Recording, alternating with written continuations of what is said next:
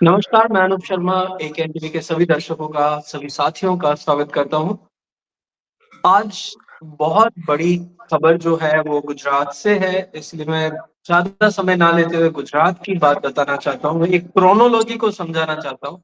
एक ऐसी क्रोनोलॉजी जो कि हर एक कार्यकर्ता को समझनी चाहिए।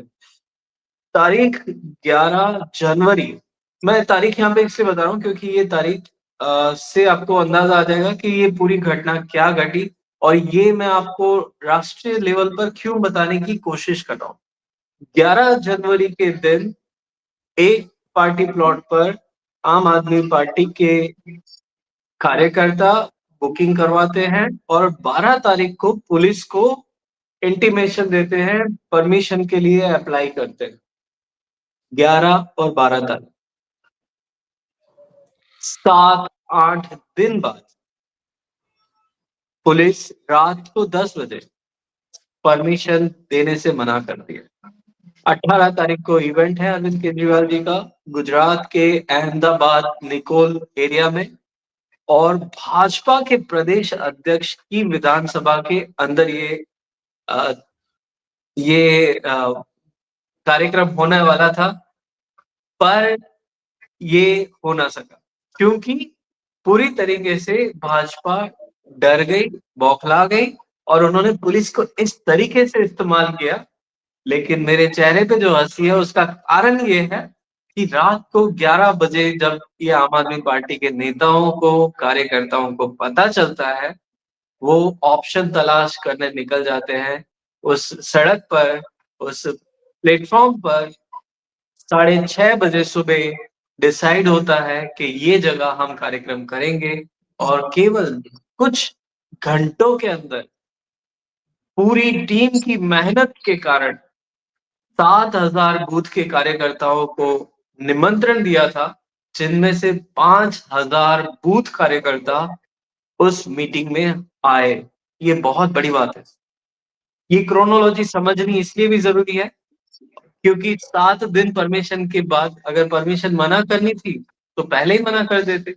पार्टी प्लॉट के ओनर पे दबाव डाला गया, उसने ये बात अनऑफिशियली बोली कि मेरे बच्चों तक की धमकी मुझे दी।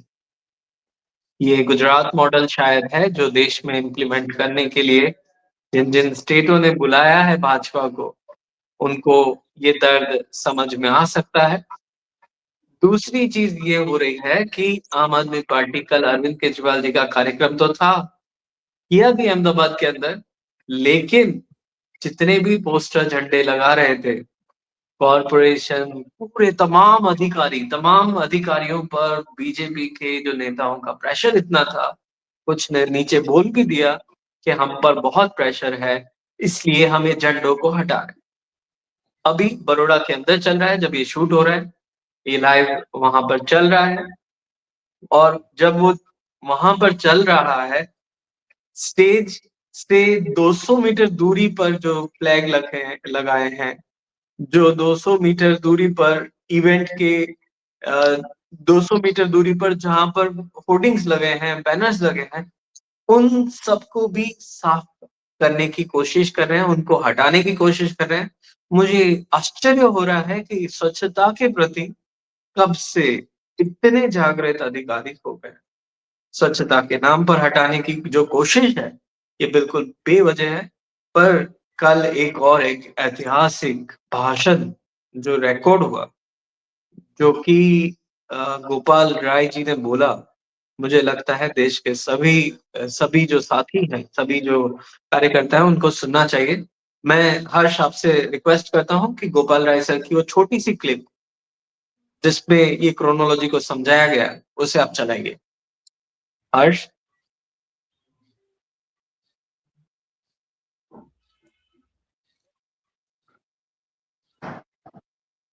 माफ़ कीजिएगा विलंब के लिए।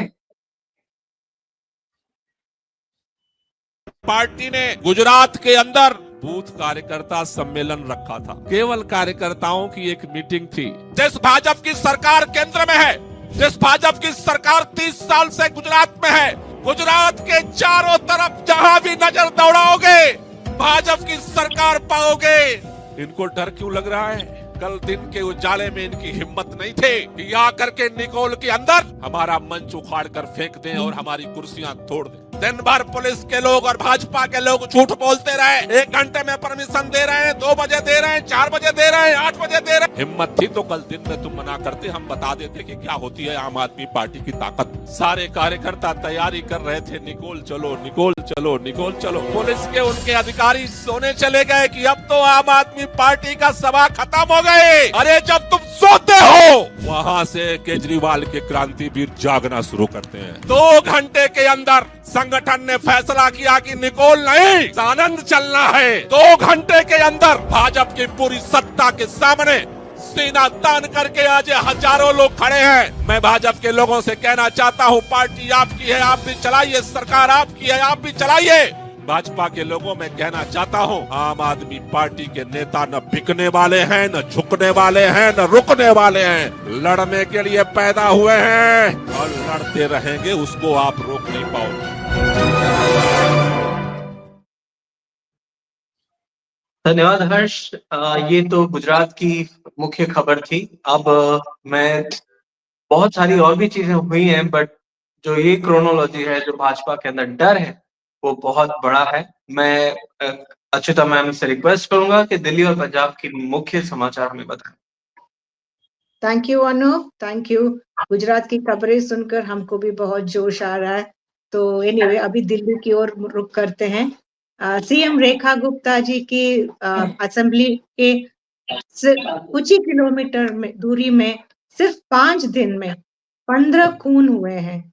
ये है भाजपा की 4 इंजन की सरकार का कुशासन। और दिल्ली असेंबली के स्पीकर विजेंद्र गुप्ता जी ने भी बीजेपी की तरफ से फोरेंसिक्स जांच करवाई थी और उस जांच में ये पाया गया कि आतिशी जी ने गुरु शब्द का इस्तेमाल बिल्कुल नहीं किया। तो सभी तरफ से ये साबित हो गया है कि बीजेपी ने अपनी फेक वीडियो चला के गुरुओं की बेअदबी का दुस्साहस किया है। अगला हम पंजाब की ओर चलते हैं। पंजाब के मुख्यमंत्री ने कल रविवार को अमृतसर जिले में अनाज मंडी के दौरे के दौरान मजीठा विधानसभा में 11.32 करोड़ रुपए का ग्रामीण डेवलपमेंट परियोजनाओं का उद्घाटन किया है। और पंजाब केसरी के अखबार के दफ्तरों में 11 जनवरी से 15 जनवरी तक कुछ छापे पड़े और इसको विपक्षी दलों ने बोला कि स्वतंत्रता स्पीच की स्वतंत्रता के पर हमला है। लेकिन आम आदमी पार्टी और पंजाब सरकार ने ये कहा है कि जलंधर के उनके अलग अलग होटल्स में और उनके दफ्तरों में अवैध शराब मिले हैं और एक्साइज ड्यूटीज का उल्लंघन हुआ है और बिना शुद्ध किए हुए ट्रीट किए हुए गंदे पानी को सीवर में छोड़ा जा रहा था। तो ये कार्यवाही बिल्कुल कानून के अधिकारों की अंतर्गत ही हुआ है। मेरी तरफ से इतनी समाचार।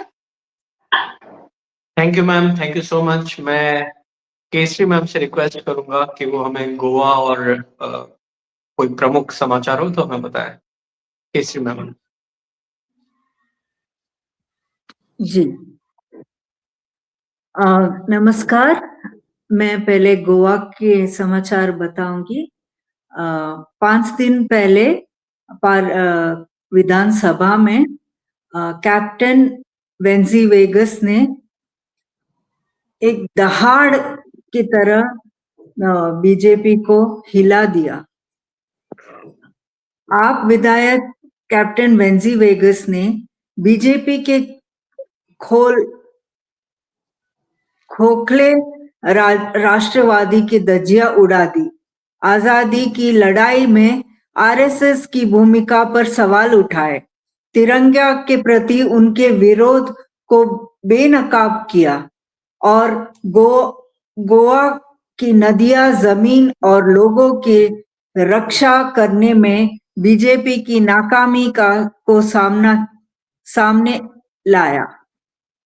सदन के अंदर वंदे मातरम के नारे से लेकर बिहार पर्यावरण विनाश और भ्रष्टाचार तक बीजेपी का पाखंड बेनकाब हो गया। इसमें कोई हैरानी नहीं है कि बीजेपी के बेंच घबरा गए जवाब दे। दूसरी खबर ये है कि हिमाचल प्रदेश में नशे के विरुद्ध एक बहुत बड़ा मोर्चा खोल दिए गए और उसमें पवन कुमार जी ने चिट्टा के समस्या पर गहरी चिंता जताई। आज के लिए इतना ही। नमस्कार।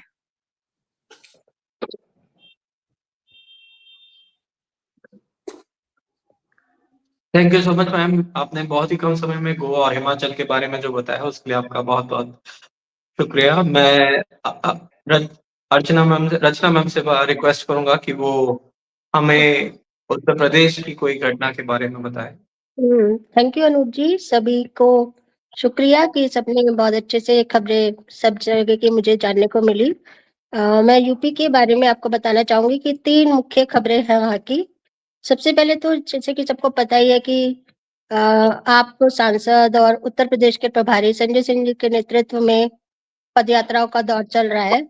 तो उसी कड़ी में आज रोजगार दो सामाजिक न्याय दो पदयात्रा का चौथा दिन पूरे जोश और जुनून के साथ आगे बढ़ रहा है। इसके माध्यम से आम आदमी पार्टी रोजगार और इंसाफ की लड़ाई को गांव-गांव, घरों-घरों तक पहुंचा रही है और बढ़ते हुए हर कदम के साथ जनता की उम्मीदें जुड़ती भी जा रही है और हर गली मोहल्ले में पदयात्रा को जनता का जबरदस्त समर्थन भी मिल रहा है। दूसरी खबर काशी से है, जहां देवी अहिल्याबाई होलकर द्वारा बनाए गए मणिकर्णिका महाश्मशान घाट को तोड़े जाने की खबरें सुर्खियों में है। इस घाट पर लगी देवी अहिल्या की प्रतिमा को तोड़ने की खबरें सामने आ रही है। इससे होलकर राज परिवार बहुत नाराज है। इसका इतिहास में थोड़ा आपको बता दूं कि आज से 254 साल पहले 1771 में अहिल्याबाई होलकर ने अपने 28 साल के शासन में काशी विश्वनाथ मंदिर का पुनर्निर्माण कराया था। गंगा तट पर कई घाट, चबूतरे और महल बनवाए थे, जो आज होलकरवाड़ा के नाम से जाने जाते हैं। उसी में मणिकर्णिका घाट का निर्माण देवी अहिल्या ने सन 1791 में कराया था, जिसे आज शवों के दाह संस्कार का प्रमुख स्थल माना जाता है। मोक्ष की मान्यता से जुड़े इस ऐतिहासिक और पौराणिक मणिकर्णिका घाट को सरकार द्वारा तहस नहस कर दिया गया है। आप सांसद और प्रदेश प्रभारी संजय सिंह जी ने कहा कि मणिकर्णिका घाट को तोड़ना हिंदू धर्म की आस्था पर सीधा प्रहार है। घाट से जुड़े पौराणिक मंदिरों, माँ गंगा के मंदिर और शिवालय को तोड़ दिया गया है। यहाँ तक कि माता अहिल्याबाई होलकर जी की प्रतिमा को भी तोड़ दिया गया है और ये प्रधानमंत्री के संसदीय क्षेत्र उनकी ही सरकार के समय में हो रहा है। इस सच को उजागर करने पर संजय सिंह जी पर एफआईआर करके सरकार उनकी आवाज को दबाने की कोशिश कर रही है, जबकि तोड़ने वालों पर कोई कार्रवाई नहीं की जा रही है। भाजपा की तानाशाही का जवाब देते हुए संजय सिंह जी ने कहा कि मैं सच बोलता रहूंगा। भाजपा एफआईआर करके मेरी आवाज को न दबा सकती है, न मुझे डरा सकती है। तीसरी खबर यूपी के प्रयागराज से है, जहां माघ मेले में योगी जी की पुलिस ने संतों को दौड़ा कर पीटा, बाल पकड़कर घसीटा और शंकराचार्य जी को स्नान तक नहीं करने दिया। ऐसा तो शायद मुगल आक्रांता भी नहीं करते थे साधुओं के साथ। योगी जी तो खुद को साधु कहते हैं, फिर भी अपने पुलिस बल से साधुओं पर अत्याचार करा रहे हैं। ये बहुत ही अफसोसजनक बात है। यूपी से आज यही तीनों आजकल सुर्खियों में चल रही है। बस इसके साथ मैं अपनी बात खत्म करूंगी। धन्यवाद। शुक्रिया मैम। मैं राज सर से रिक्वेस्ट करूंगा कि न्यूज दैट मैटर और आज के सेशन को कंक्लूड करें। जी, मैं न्यूज दैट मैटर जो हम लोगों को जरूरी खबर है उसके बारे में मैं बोलता हूँ। एकेडमिक टाइम्स ने एक खबर दिया है। ये फाइनेंशियल ईयर 2025-2026 के 9 महीने में जो टॉप आईटी कंपनीज रहते हैं उनमें से कितने लोगों को अपॉइंट किया होगा। आपको मालूम है कि आईटी में जैसे टीसीएस है, इन्फोसिस है, वैसे कई बड़ी कंपनियां हैं, वो हजारों लाखों संख्या में अभी तक अभी तक जो है अपॉइंटमेंट्स देते थे, लेकिन अभी 9 महीने में कितना दिया आप चौंक जाएंगे, 17। दूसरा, farmer CJI chief justice of India DY Chandrachud साहब, उन्होंने जयपुर लिटरेचर फेस्टिवल में भाग लेते हुए बोला था, ये हमारे जो साथी है उमर खालिद, जो 2020 में अरेस्ट हुआ था, अभी तक उनका कोई ट्रायल शुरू नहीं किया और अभी तक 5 साल से ज्यादा होने के बाद उनको कोई बेल भी नहीं दिया। ये सरासर गलत है। ये आर्टिकल 21 के तहत जल्दी से जल्दी ट्रायल करना चाहिए, नहीं तो बेल देना चाहिए। ये चीज कह रहे हैं CJI, ये जो पिछले 5 साल में 2 साल वो खुद ही CJI थे, उस समय कुछ नहीं कर पाया, अभी रिटायर होने के बाद बात कर रहे हैं। अभी आते हैं राजस्थान में। राजस्थान में एक BLO ने, जो इलेक्शन कमीशन का वो जो ऑफिसर रहता है, उन्होंने बोला कि मेरे ऊपर इतना प्रेशर है गवर्नमेंट का कि मुसलमान वोटर्स को निकाल दो बोल के। तो अभी 40% मेरा जो काम है इन लोगों को डिलीट करना, वोटर्स को डिलीट करना, ये मैं नहीं कर सकता, मैं मर जाऊंगा लेकिन ये काम नहीं कर सकता बोल के उन्होंने लिखित उन्होंने दिया है। और राफेल जेट्स के बारे में आपको मालूम है, ये युद्ध विमान है, उसको पहले जितना खर्चा करना था उसके लिए कि खरीदने के लिए, उससे कई ज्यादा करोड़ों में राफेल का पहला वाला कंसाइनमेंट आ चुका है कुछ साल पहले। अभी और 114 राफेल जेट्स गवर्नमेंट करने के लिए डिसीजन हो गया है प्रोक्योरमेंट का। ये आपका जानकारी के लिए, ये है हमारे आज का खबर जो जानकारी करना जरूरी है। और इसके साथ हम आपसे एक निवेदन करके हम समाप्त करते हैं। एक वो ये है कि आपके न्यूज जो आप सुन रहे हैं, हम पिछले 3.5-4 साल से चला रहे हैं। 960 एपिसोड्स हो चुका है। हर रोज ट्विटर में स्पेस करते हैं 7:30 to 9:30, जिसमें आधा घंटा न्यूज पढ़ते हैं। वैसे आपने अभी सुना उस तरह का न्यूज जो इलेक्ट्रॉनिक डिजिटल मीडिया में नहीं मिलता, और ऊपर से क्वालिटी डिस्कशंस भी होता। फिर इसी चीज को हम AKN TV इंडिया बोल के एक यूट्यूब चैनल में डालते हैं, आप उसको देखिएगा तो आपको बहुत अच्छा न्यूज मिल जाएगा बहुत कम समय में।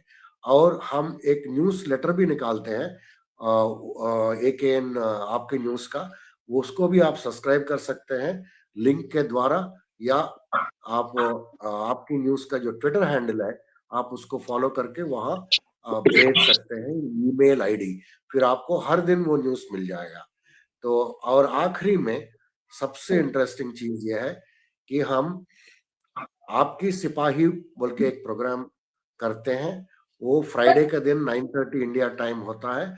उसमें हमारे जो योद्धा है, जो आम आदमी पार्टी में काम करने वाले वॉलंटियर्स सेल्फलेसली जो काम करते हैं, जो स्ट्रगल करते हैं, जो इंडिया में ऑनेस्ट पॉलिटिक्स लाने के लिए, तो उन लोगों के बारे में हम बताते हैं, उनको इंटरव्यू करते हैं। और एक मजेदार चीज ये है, ये नॉन पॉलिटिकल है, लेकिन हम रोज एक शायरी, गाना और गजल, इस चीजों का एक प्रोग्राम करते हैं, उसका नाम है आपके महफिल।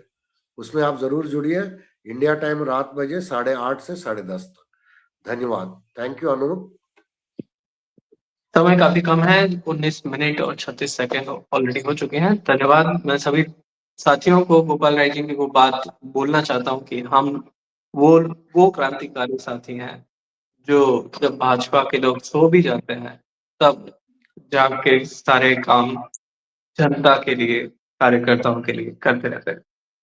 जय हिंद। Thank you.